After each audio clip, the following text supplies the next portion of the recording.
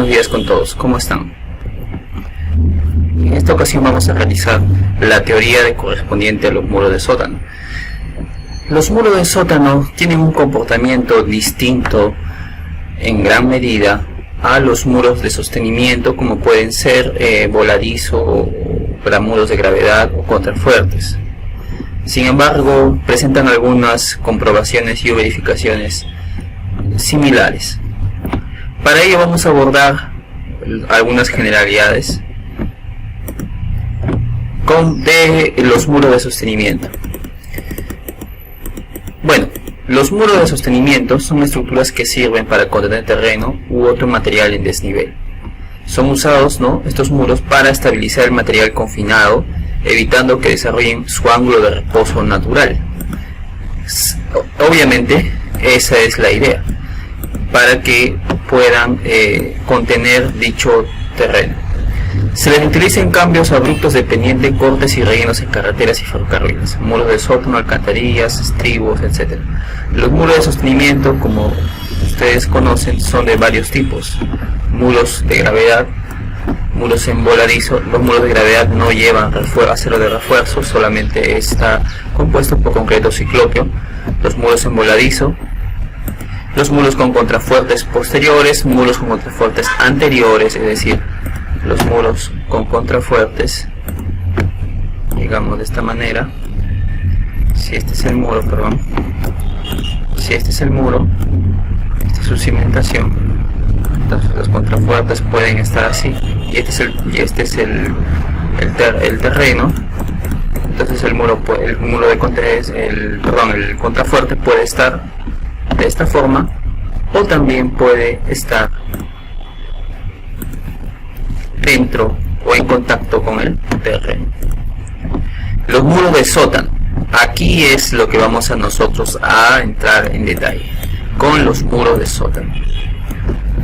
Entonces, dentro de los muros de sostenimiento, digamos, es un conjunto, los muros de sótano sería un subconjunto de todo esto. Entonces, como ustedes pueden ver, ¿presentará algunas características similares a los demás? Claro que sí, pero en esencia el comportamiento es distinto. En la figura 13.1 se muestran esos tipos de estructuras. Acá pueden ver ustedes los muros de gravedad. Son más voluminosos, más robustos, justamente tienen un gran peso, por eso es que su peso es muy importante para estabilizarlo y contener todo este material. Entonces es el muro de gravedad.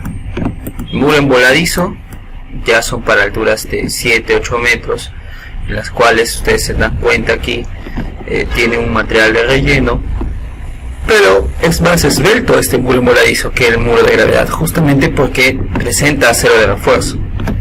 Los muros con contrafuertes posteriores, si se dan cuenta, y el contrafuerte está dentro del relleno, y los muros con contrafuertes anteriores. También se tienen los estribos de puentes, que no solo transmiten la carga que viene de las vigas del puente hacia la cimentación, sino que también hay un relleno aquí, un relleno que tienen que contener. Y nuestro caso presente de este curso, que son los muros de sótano, los muros de sótano que ustedes pueden apreciar aquí.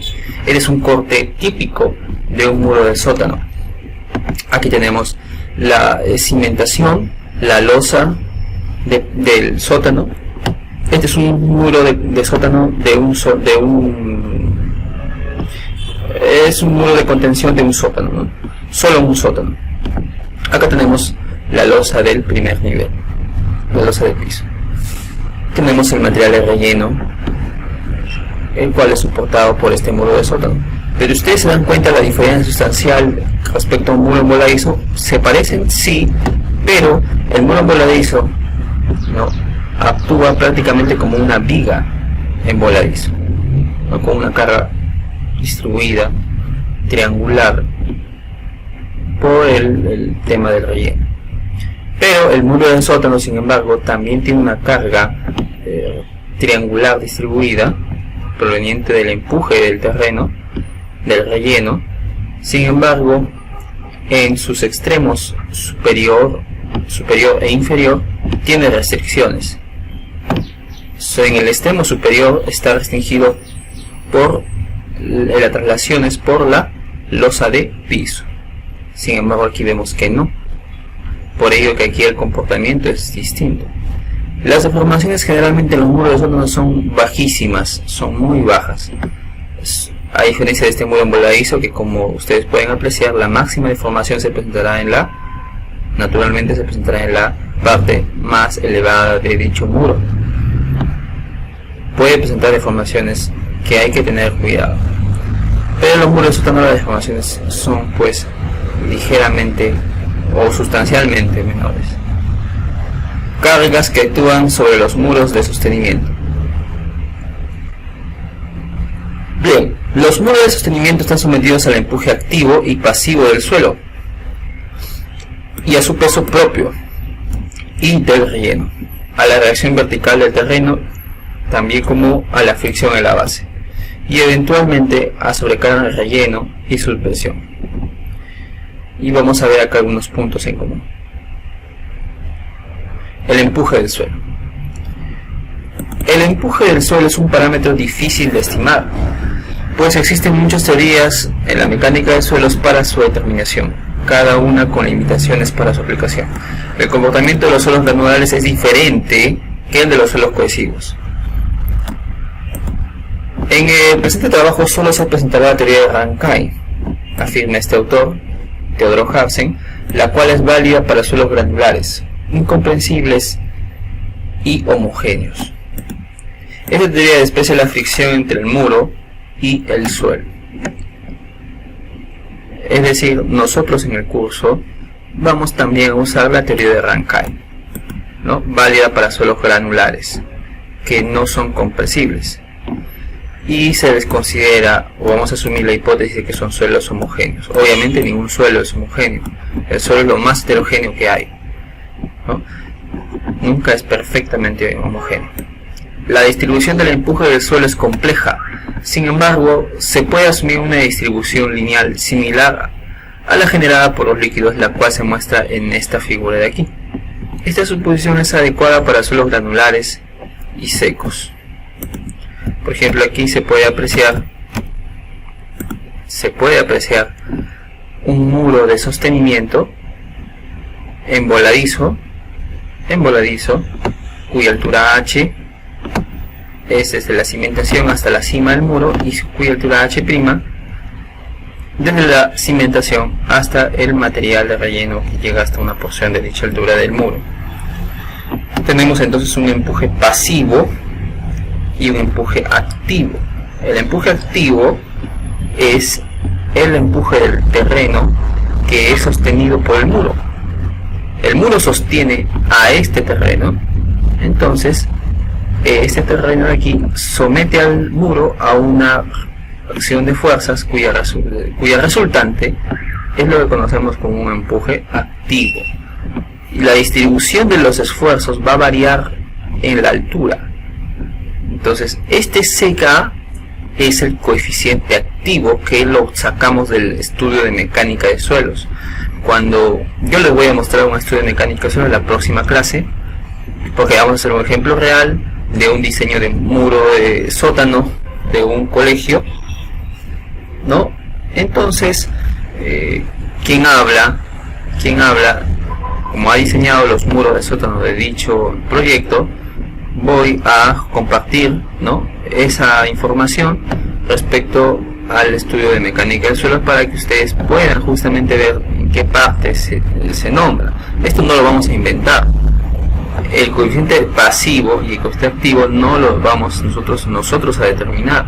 Es un dato, así como la capacidad portante, así como otros datos que se dan en el estudio de mecánica de suelos, como granulometría, límite líquido, límite plástico, etcétera, etcétera, etcétera. El coeficiente activo y el coeficiente pasivo también son datos que nos brinda el estudio de mecánica de suelos. Bien, entonces ese coeficiente activo, ¿ya?, nos va a servir para determinar el valor de la resultante de la fuerza activa que ejerce el relleno sobre el muro de sostenimiento. También sobre el muro de sótano. Entonces tenemos el HA es la resultante, que es simplemente el área del triángulo dividida entre 2. Entonces tenemos H, lo que es CA por H cuadrado por H, ¿no?, multiplicado por W y por H medios. Para que esto se entienda mejor, vamos a deducir dicha expresión. Entonces tenemos lo siguiente: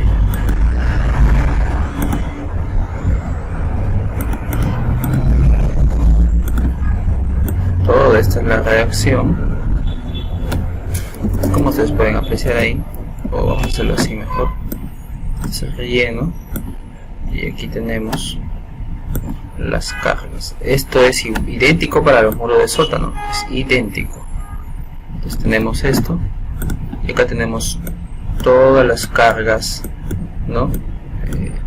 Los esfuerzos, la presión distribuida. Ojo que estamos asumiendo que el suelo es homogéneo, por eso que podemos hacer una distribución lineal. También tenemos hipótesis de que el suelo es elástico lineal y todo lo demás. Entonces es válida esta suposición bajo la teoría de Rankine para suelos granulares, suelos secos. Eso hay que tenerlo presente. Entonces tenemos una resultante, naturalmente, que estará pues por esta altura aproximadamente. Entonces yo ya les había dicho que la resultante de estos esfuerzos laterales provenientes del empuje del suelo está relacionada con el coeficiente activo, que le vamos a denominar Ka. Entonces, si ustedes se dan cuenta, esta altura de aquí es lo que yo no conozco, pero es una altura H. Recuerden que este es el terreno, aquí está el terreno, posiblemente acá hay una porción de terreno también, lo más probable, pero no sé a qué altura, ¿no? Puede ser un poco más, un poco menos, por eso digo no sé a qué altura, pero de hecho que habrá una porción de terreno ahí. Entonces tenemos aquí una altura H, y entonces esta es el empuje activo. Esto es el empuje activo. Entonces vamos a borrar esto y vamos a colocar lo correcto. Entonces, ¿cuál será el valor de en este nivel? ¿Cuál será el valor del esfuerzo? Entonces, igual que en los líquidos, recuerden, entonces será el peso específico del terreno, ¿no? El peso específico es el peso específico del terreno. Entonces, el peso específico del terreno multiplicado por la altura debería ser esto. Pero ¿qué porción? Porque acuérdense, el empuje en realidad del terreno pues no es exclusivamente paralelo al terreno. O sea, el empuje es en todas las direcciones. Entonces lo que a mí me interesa para fines de diseño es el empuje activo, y el empuje activo, fíjense, es un empuje horizontal. Entonces, es como los sistemas de coordenadas, ¿no? Como algo así como llevas una fuerza de un sistema de coordenadas de XY a un sistema de fuerzas a un eje coordenado, ¿no? Cuyas ordenadas son X' y Y'. Entonces hay que hacer un traspaso. De igual manera, aquí sería el peso específico por la altura H multiplicado por el coeficiente activo. En nuestro ejemplo vamos a ver que nuestro coeficiente activo es igual, lo recuerdo muy bien, es igual a 0.29. ¿Qué significa? Esto es en nuestro ejemplo, no es que siempre es 0.29, ojo. ¿Eso qué quiere decir? Que el 29% de lo que debería estar acá, es decir, en realidad, si no existe, si esto fuera un líquido, todo esto podría ser así.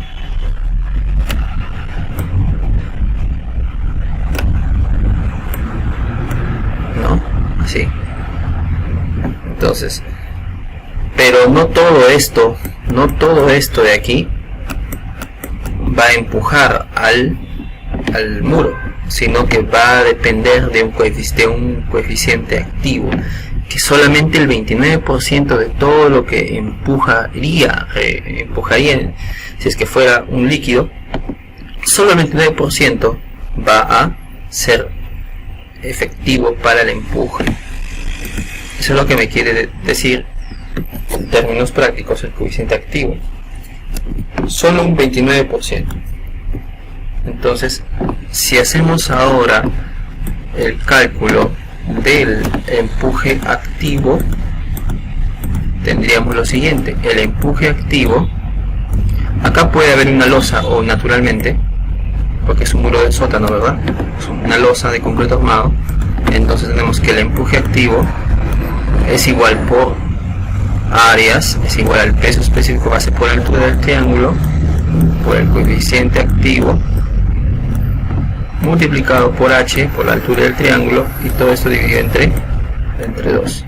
Esto me da el peso específico por la altura h al cuadrado, por el coeficiente activo, y todo esto de aquí dividido entre 2, que es lo que tenemos aquí, solo que con diferente nomenclatura. Entonces, obviamente, esta resultante, me olvidaba, está a una cierta altura, pero como es un triángulo, gracias a las hipótesis que hemos realizado de la distribución lineal, los esfuerzos, la teoría de Rankine, para suelos granulares y secos, entonces este empuje activo tiene una resultante, una ubicación a h tercios, ¿no? H mayúscula, perdón, h tercios. Muy bien. Y de igual manera se deduce para el empuje pasivo, Entonces, según Rankine, la resultante del empuje activo es igual a esta expresión, que ya la hemos deducido, que es relativamente simple. El coeficiente activo está dado también por la siguiente expresión: CA es el coeficiente activo, KA le hemos denominado nosotros, igual a tangente al cuadrado de 45 menos phi entre 2. Esto es igual también a esta expresión donde phi, ¿qué cosa es? El ángulo de fricción interna del suelo. Eso tampoco lo vamos nosotros a asignar, o no podemos tomarnos esa atribución. El ángulo de fricción interna es obtenido del estudio de mecánica de suelos. Bueno, en el resultante del empuje pasivo también ya lo hemos visto. Acá tenemos una cierta tabla para que puede servir como referencia, nada más, como para hacer un cálculo preliminar, pero no debe tomarse como un cálculo definitivo, puesto que el ángulo de fricción interna del suelo debe ser obtenido por un estudio de mecánica de suelos competente. Entonces tenemos el tipo de terreno, dependiendo si es arena suelta y grava, arena densa y grava, arena suelta, seca y bien graduada. Tenemos aquí el peso específico del terreno y el ángulo de fricción correspondiente. Por ejemplo, si es una arena densa y grava, el ángulo de fricción varía entre un 25 a 35 grados aproximadamente. Y si el relleno tiene cierta pendiente, entonces los coeficientes activos y pasivos estarán dados por la siguiente expresión: el coeficiente activo y el coeficiente pasivo. ¿De acuerdo? Donde este término de aquí sería la pendiente del terreno. Aquí se puede apreciar. Tenemos este valor, ¿no? cuyo valor está dado por la pendiente del terreno. Aquí se puede apreciar, ¿no?, que es simplemente la tangente del ángulo. Entonces aquí cambia la distribución, ¿no? Cambia la distribución. Entonces ya no es con la base, con los esfuerzos paralelos a la base, ¿no? Sino que ahora tienen una cierta inclinación que va a depender también, está en función de la inclinación del terreno. Y aquí se puede apreciar. Pero fíjense que el empuje activo sigue teniendo, ¿no? El HA, acá lo denomina HA, nosotros lo denominamos EA, son simplemente nomenclaturas, no hay nada de diferencia en cuanto al significado de la variable. Entonces nos requiere el empuje activo que está a una altura igual misma de h tercios. Esto sucede cuando el empuje del terreno es inclinado sobre los muros de sostenimiento. Y bueno, también tenemos el peso del relleno, que puede estimarse con los valores presentados en la tabla 13.1. Reacción del terreno. La reacción del terreno se determina mediante las expresiones presentadas en el lado siguiente. También, antes que me olvide, recuerden, estamos viendo las cargas que actúan sobre los muros de sótano. Tenemos el empuje del suelo, ya sea activo o pasivo. También tenemos el peso del relleno. El peso del relleno es justamente, eso es sencillo de determinar, pues tenemos todo este relleno y el peso correspondiente. Perdón. A ver, donde me quedé. Muy bien. También tenemos la fricción en la base. Es igual a la reacción del suelo multiplicada por el coeficiente de fricción entre el suelo y el concreto.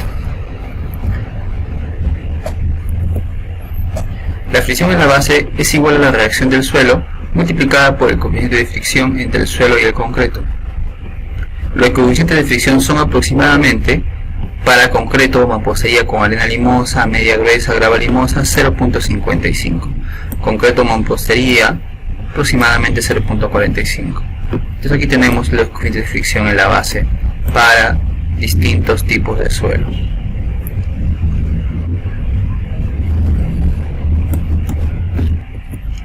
Sobrecarga en el relleno. El efecto de la sobrecarga en el relleno produce un efecto similar al generado por un incremento HS en la altura del relleno. Esto lo voy a explicar aparte. Acá ustedes pueden ver un muro de contención, muro envoladizo, con una sobrecarga. Y esta sobrecarga en realidad puede ser, en el caso de los muros de sótano, puede ser una edificación vecina, que es lo más común. Una edificación vecina de un nivel, de 2 niveles, de 3 niveles, de 5 niveles. También puede ser una gran avenida, o puede ser un pasaje donde solo transiten personas. Entonces, esa sobrecarga va a depender mucho y vamos a verlo. Lo vemos de una vez a continuación. Entonces, lo que vamos a necesitar para la próxima clase es tener conocimiento de lo siguiente. Entonces, en el muro del sótano, ya les indiqué, en el muro del sótano, voy a borrar esto. En el muro del sótano va a haber un empuje activo, ¿no? Como lo que apreciamos ahí. Y también va a haber una sobrecarga proveniente de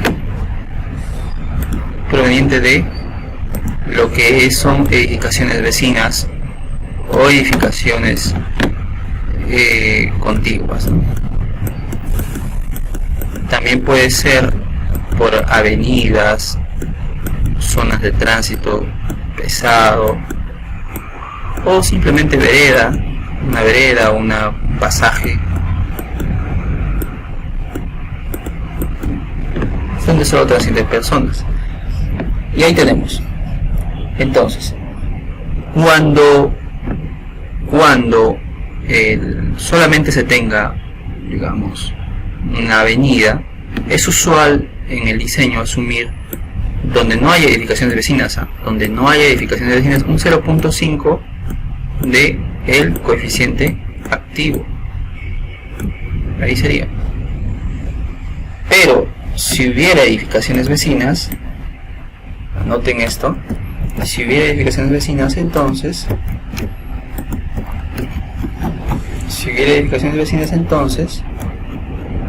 la situación es distinta. Ahora este valor va a depender del número de edificaciones. Generalmente asumimos 1 tonelada por metro cuadrado, y como analizamos este muro de sótano en su sentido transversal, entonces asumimos un largo o un ancho tributario de 1 metro. Analizamos el muro por metro, entonces también la sobrecarga de la edificación de vecinas estarán por metro cuadrado en este caso, y cabe preguntarse cuál es la carga que vamos a asumir por metro cuadrado. Pues no sabemos, no se sabe. Sin embargo, es usual asumir, ustedes saben, 1 tonelada a 1 tonelada a 1.2 toneladas, dependiendo. Lo más clásico es asumir 1 tonelada por metro cuadrado, y con eso estamos aproximadamente bien. Entonces, 1 tonelada por metro cuadrado por el coeficiente activo. Eso si hubiera solamente una edificación de un solo nivel. Acá tenemos varios casos. Entonces, para una edificación vecina de un nivel. Pero ¿qué pasa? Para una edificación vecina de un nivel. Pero ¿qué pasaría si es que en realidad hubiera más?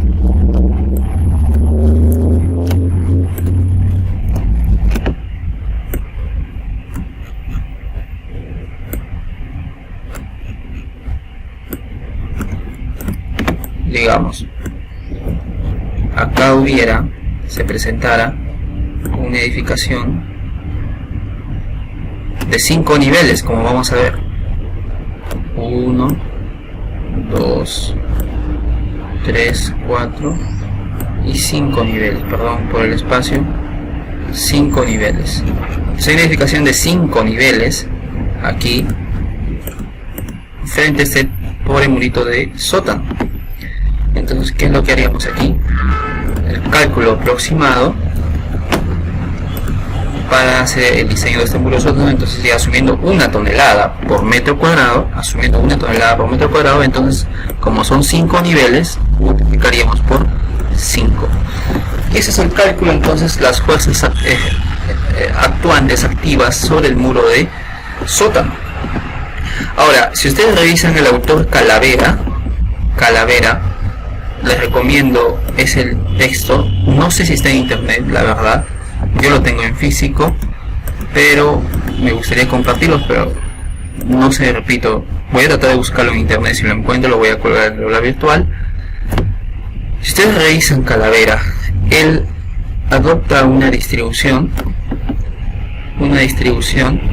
equivalente, es decir, si superpones, esto es con fines obviamente de simplificación, ¿no? Con fines de simplicidad, superpones el triángulo, si superpones el triángulo, los esfuerzos triangulares de la presión activa del terreno con el empuje de la sobrecarga del edificio, pues más o menos dicen, entonces tenemos esto, entonces como que podría asumir una distribución rectangular equivalente. Pero eso, dado hoy, como hoy tenemos diferentes herramientas de cálculo como el SAP 2000, entonces estas simplificaciones ya no tienen, digamos, tanta aplicación, porque tenemos herramientas. Antes no se tenía herramientas, entonces se hacía todo a mano. Entonces obviamente ahí sí convenía simplificar y asumir una distribución rectangular de esfuerzos, ¿no? Como la mostrada en esta figura. Entonces, lo de Calavera es válido, sí, en cierta medida, para simplificación, pero nosotros no vamos a asumir eso, vamos a asumir una superposición de esfuerzos como se aprecia en esta figura, ¿de acuerdo? Entonces, si tuviera 5 niveles, 3, 4, 5, entonces, asumiendo 1 tonelada por metro cuadrado, entonces está en la edificación. Esto depende si es una edificación, digamos, un hospital, podríamos asumir ya un valor más conservador como 1.2 hasta 1.3 toneladas por metro cuadrado. Entonces depende de la edificación. Ahora, si tiene sótanos, también es otro caso, porque este edificio de 5 niveles es posible que tenga aquí un sótano. Es posible que tenga un sótano. Es posible que tenga un sótano. Es posible que tenga 2 sótanos. Entonces ahí se viene otro caso. Vamos a copiar esto. Vamos a copiar esto. Y tendríamos lo siguiente.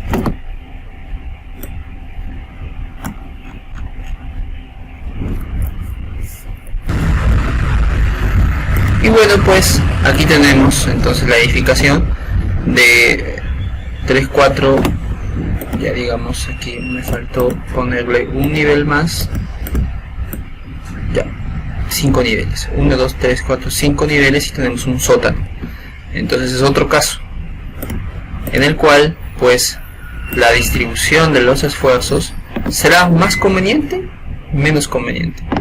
Bueno, pues al haber un sótano aquí, entonces la distribución seguirá siendo de esta manera, y la distribución seguirá siendo de esta manera. Entonces, obviamente este sótano tiene sus cimentaciones, pero mientras esas cimentaciones estén, o sea, ¿qué me convendría más? Una edificación de 5 niveles sin sótano, como esta de aquí, o una edificación de 5 niveles con un sótano o con varios sótanos. ¿Ustedes qué opinan? ¿Qué me convendría más? ¿Qué le convendría más al diseño del muro? Una edificación de 5 niveles sin sótano, como la que se aprecia acá, o una edificación la misma con 5 niveles, pero incluso con varios sótanos, con 3 sótanos, ya llegó al nivel ya prácticamente. Entonces ahí tenemos una edificación de 5 niveles con 3 sótanos. Sótano 1, sótano 2 y un sótano 3.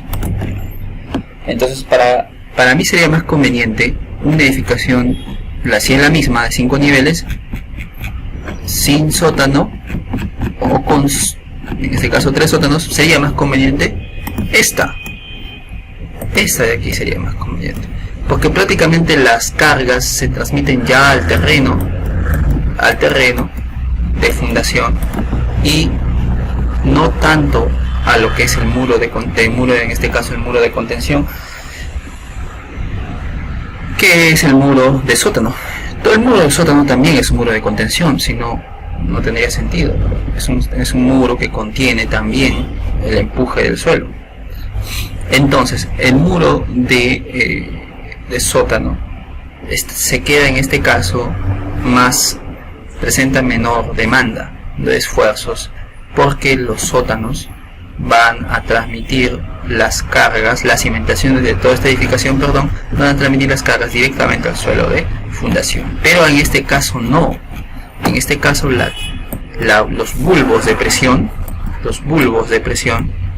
van a pues dar con todo a este muro de sótano, y sí va a estar bastante exigido este muro. ¿Entienden? Entonces la diferencia. Bien, vamos a hacer la próxima clase. Vamos a hacer la aplicación de lo que son los muros de sótano. Bueno, ¿qué más podríamos rescatar aquí? Esto ya es para los casos de muros que no son muros de sótano, principalmente son para los muros netamente muros de sostenimiento.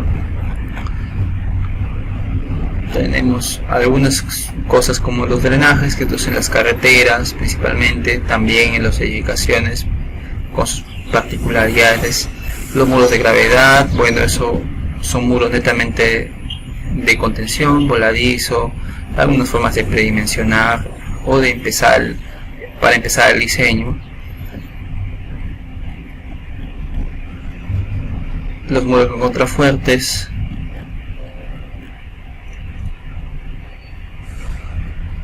aquí esta reacción que está dada por el peso propio de lo que es la estructura en sí, el peso del relleno más la sobrecarga. Y bueno, y aquí una pequeña porción de lo que son los muros de sótano. Prácticamente este tema no es abordado por los libros. Entonces lo que son muros de sótano, la información es muy escasa.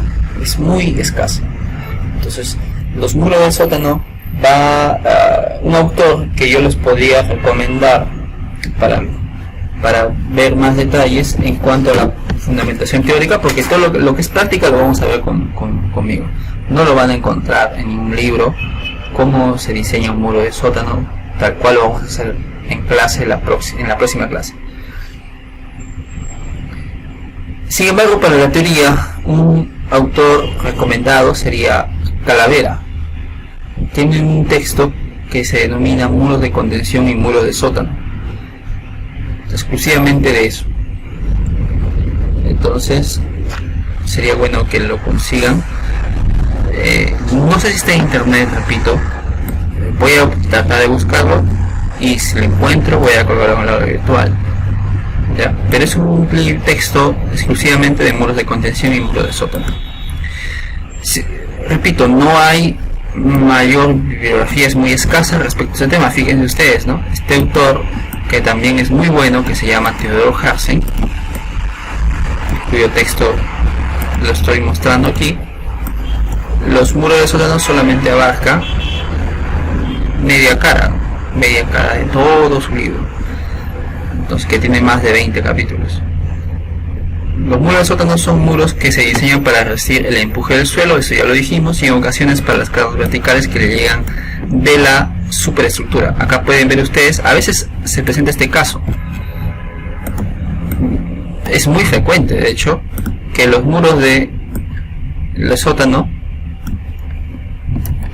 lleguen columnas. Entonces, es muy frecuente que se presente este tipo de casos. Y incluso voy a bajar una placa. Entonces, es muy frecuente ese tipo de casos. Aquí el muro tiene, si ustedes revisan Calavera analiza el muro desde dos puntos de vista. Desde como en sentido transversal, como nosotros lo hemos analizado, ¿ya? Y también analiza en el sentido longitudinal, donde el muro actúa como una viga de cimentación. Este es el muro de sótano, el de color rojo. Entonces aquí la viga actúa de cimentación, y entonces Calavera y dice cómo vamos a idealizar esto, pues como una viga de cimentación con unos resortes que estarían dados por el módulo de coeficiente de balasto. Pero al final ese cálculo refinado, ya lo vamos a ver más adelante, el mismo Calavera indica de que con el diseño convencional se cumplen satisfactoriamente las armaduras que necesitaría en este caso, ¿no? Acá va a necesitar, si lo vemos como una viga longitudinal, va a necesitar armadura en este sentido, ¿verdad?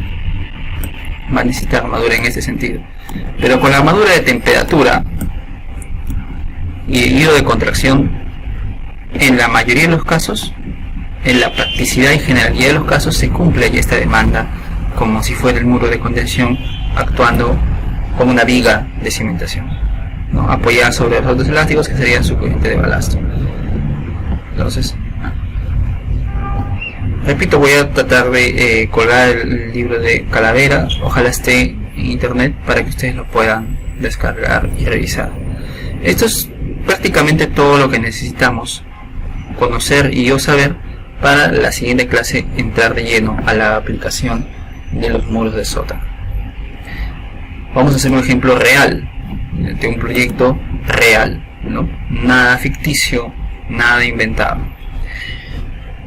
Muy bien, recuerden, cualquier consulta respecto y o ampliación de un tema que no ha quedado muy claro, pueden ustedes hacerla enviándome un correo a esta dirección electrónica.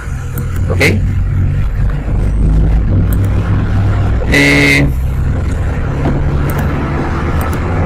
para finalizar, entonces, de acuerdo con la relación entre la rigidez de los elementos que le sirven de apoyo y el muro de sótano, este puede considerarse simplemente apoyado o empotrado, ¿no? Es decir, esta figura de aquí puede el muro de contención. ¿Cómo idealizarían este muro de contención? Entonces, este muro de contención que está acá a mi izquierda, lo idealizaría de la siguiente manera. Tendría el muro de contención,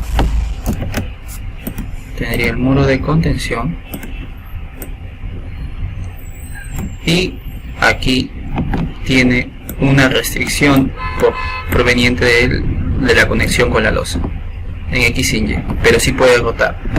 Y aquí es el detalle, ese es el detalle. Entonces el modelamiento lo realizamos desde el lomo de la zapata. Desde el lomo de la zapata, y aquí viene el detalle. ¿Cómo hacemos esto? Lo empotramos, o también le colocan fijo. Algunos ingenieros le colocan apoyo fijo, pero esto en realidad depende de la relación, como afirma Harsen, depende de la relación de rigidez. A veces, y también Calavera afirma lo siguiente: si esta cimentación es considerablemente grande, digamos una cimentación muy rígida, ¿no? Una cimentación muy rígida y un suelo también muy rígido, entonces tenemos una combinación de factores: cimentación rígida más un suelo rígido. Entonces este apoyo más va a tender a ser un empotrado, más va a tender a ser un empotrado. Por eso depende de si el suelo es muy rígido y la cimentación muy rígida. Pero repito, la mayoría de los ingenieros colocan un apoyo simplemente. Vamos a ver esto ya en el diseño para mayor profundidad en la próxima clase.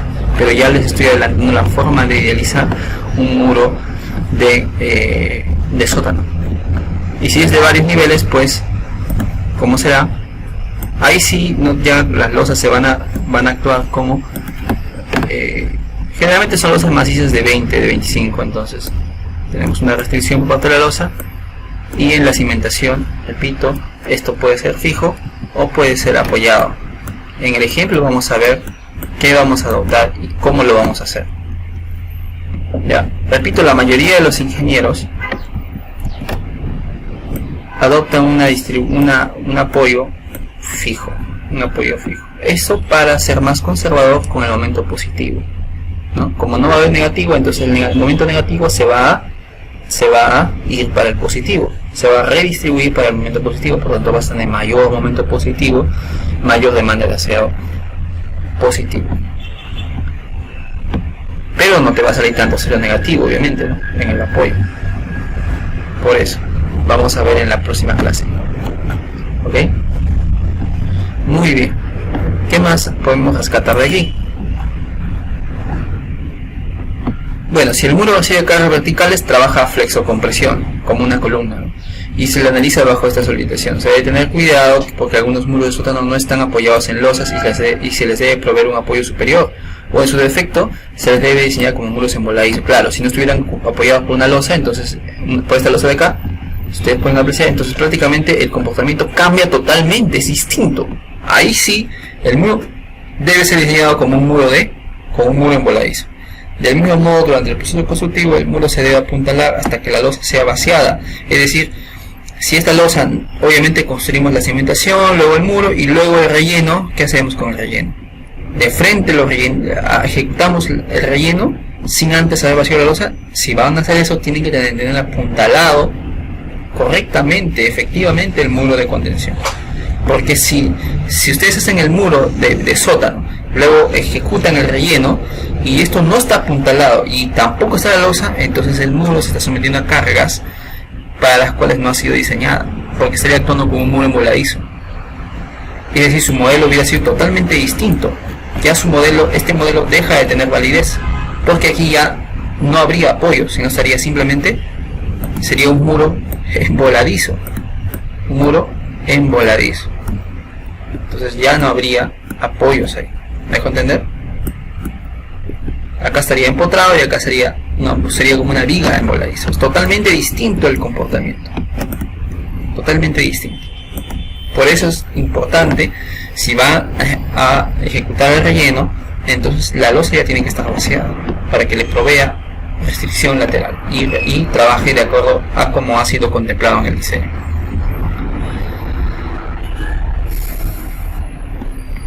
Muy bien, entonces el espesor mínimo de los muros de sótano ya sabemos es de 20 y en algunos casos para suelos húmedos llega a ser de 30 centímetros. Si hay cimentaciones vecinas altas, como ya decía el caso crítico, el empuje en el muro se incrementa. Del mismo modo que si se sobrecarga, si se prende sobrecarga en el terreno adyacente a él, si hay presencia de agua subterránea, el empuje adicional debe considerarse en el diseño. Muy bien. Entonces, la próxima clase vamos a hacer la aplicación de todo lo que hemos visto en el diseño de los muros de sótano. Muy bien, muchas gracias por su atención. Entonces nos vemos. La próxima clase la voy a estar colgando el lunes 10. ¿Ya? La próxima clase la voy a estar colgando el lunes 10 de febrero. ¿Ok? Entonces, muchas gracias por su atención nuevamente. Me despido